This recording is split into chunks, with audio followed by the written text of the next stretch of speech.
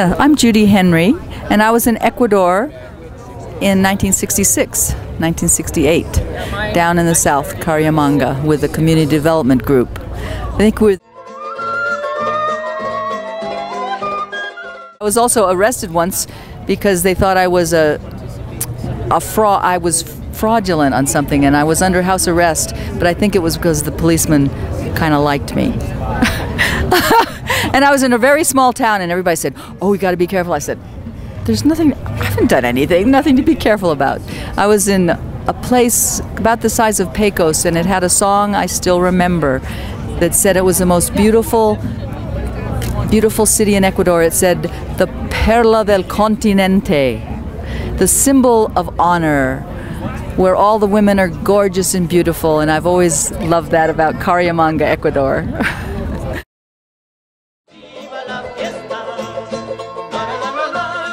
Dan Morgan, and I was in Ecuador from the years 69 through 71, and I worked in an agricultural extension program, and also worked with the German development program in the Tulcan-Carchi area.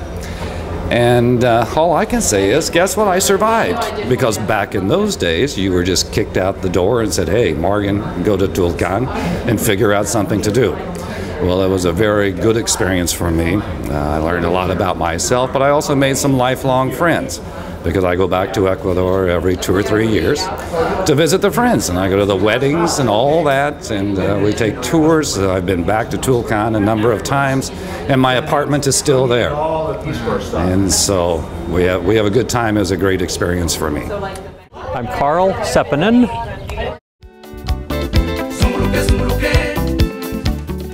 I was in the Peace Corps. I was transferred from Bolivia to Ecuador in 1971. I stayed there for a year until 1972. I also went back to Ecuador a second time in 1977 to 1978. The first time in 1971 I was stationed on the coast near Milagro, and the second time I was stationed in Quito and worked in Ambato most of the time.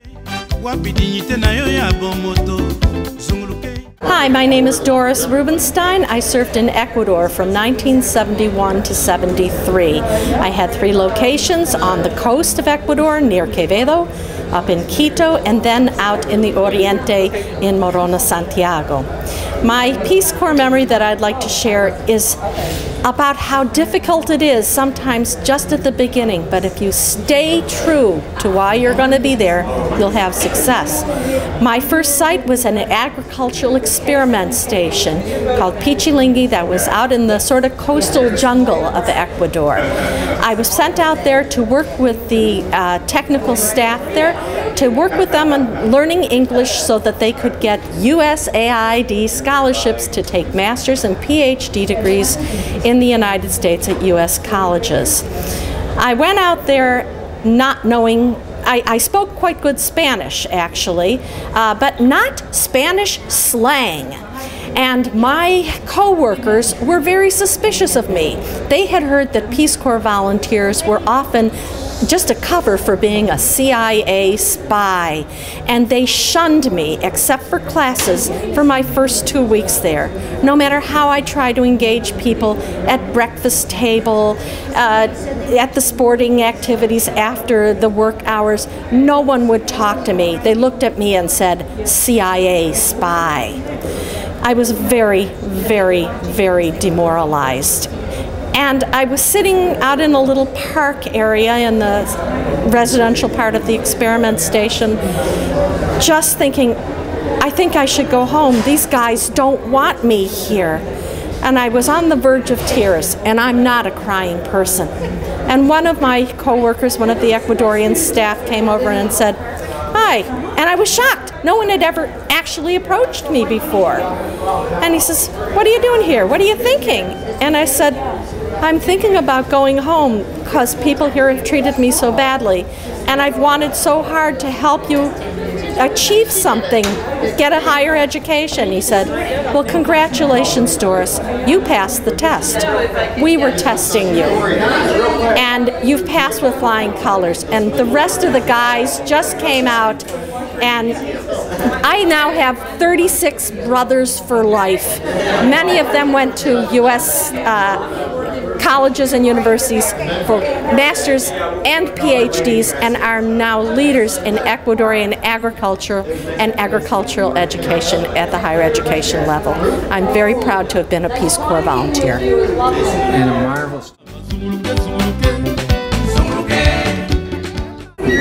My name is Hugh Duffner. I worked in Ecuador from 1967 to 73 as a volunteer for that period. And I worked in the province of Tugurahua and lived in Ambato, worked especially with the Salasaka Indian group and other indigenous groups of the country. It was a life-changing experience for me, something I cherish dearly. Some of my best years were those years in Peace Corps. And I brought, after years of coming back, I have married an Ecuadorian. We live now in Minnesota, and it was a very meaningful experience for me. So, Chuck Lippy. I served in Ecuador in 1968 through 1970. I lived and worked in a village called Guayeturo in the province of Cañar in Ecuador. And it was a great experience, changed my life. It's the best job I've ever had. I'm Helena Fraser. I was down in Ecuador from the years 69 to 74, and Peace Corps recruited me after the Peace Corps doctor found out I had a great interest in public health, and I had worked in Africa setting up clinics in the middle of what was then Southern Rhodesia. So literally one day he would teach me how to give an injection on an orange maybe, and then I would turn around and started a program all up and down the Amazon with about 12 communities involved. It was the first and only time ever, as far as I know, that anyone had tried to work with the evangelicals and the Catholics in one program. It had some interesting times and interesting consequences, but we did have a graduation ceremony after a year, and I was joined by some other wonderful Peace Corps volunteers, of course, who made it a team effort. Count, except I just went back to Ecuador after 35 years, and I just am still a little bit in shock that there is now electricity everywhere in the middle of the Amazon. The roads are paved, the buses go everywhere. We had to pole canoes across rivers. I had to wade across rivers up to my waist, holding on to ropes to get to some of the villages to do our teaching for the what we called the Promotores de Salud group. So it was a wonderful time, and I treasure it always. Dennis Bangs, and I was in Ecuador in 1970 to 72, and the town's name was Santo Domingo de los Colorados. One of the most amazing things was the guy, the Ecuadorian counterpart, his name was Eduardo, and there was a big bunch of Peace Corps volunteers in San Domingo at that time, 3 or 4 different agricultural programs, and Eduardo was the counterpart for everybody, and he was just this fascinating character and a kind of an adventure. And one of the most amazing things happened not long after we had been there, and I was working in the cattle program. The idea, they had a program already in existence that introduced purebred Brahman bulls into the smaller farms. And before we got there, what they would do is repay the receiving of the bull with the first offspring. And so one of the first jobs that we did was we went out with Eduardo and a couple of other people to retrieve one of these payments, and it was about a 1,000-pound yearling Brahma bull that had never seen a rope. And we had to go across the river on a little cart thing on a cable, and we go through the jungle about 2 miles and get 5 people on this bull and pull him, and he chased us and we chased him to the edge of the river, and we tied him up. One person went across on this little cable car type thing, and then we sent the cable car back.